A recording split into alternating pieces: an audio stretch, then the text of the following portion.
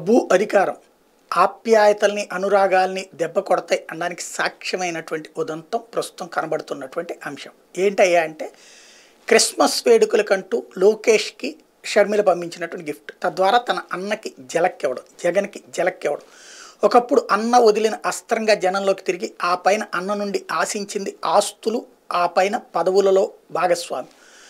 ఒక ఇంటికి ఒకళ్ళే రోల్ ఉండాలి తప్పించి, అంటే ఒక రాజకీయ కుటుంబం నుంచి వచ్చినప్పుడు ఒకళ్ళ కీ రోల్ అవ్వాలి కానీ ఇంట్లో అందరూ కీ రోల్ అవ్వడం కరెక్ట్ కాదన్నట్టు జగన్ యాటిట్యూడ్. అందులో భాగంగానే రెండో ప్లాట్ఫామ్, మూడో ప్లాట్ఫామ్ లేదు. అందుకనే భారతిరెడ్డి గారు కూడా జోక్యం చేసుకొనియ్యరు జగన్మోహన్ రెడ్డి. ఓన్లీ తన ఆధ్వర్యంలో నడవాలి అన్నటువంటి ఫీలింగ్ చాలా బలంగా ఉన్నది. దానికి సాక్ష్యం వాళ్ళ నాన్న చేసింది. రాజశేఖర రెడ్డి బ్రతుకున్నంత వరకు ఏ రోజున జగన్ ఏ కార్యకలాపాలు నడపలేదు, విజయమ్మ ఏ కార్యకలాపాలు నడపలేదు, షర్మిల ఏ కార్యకలాపాలు నడపలేదు.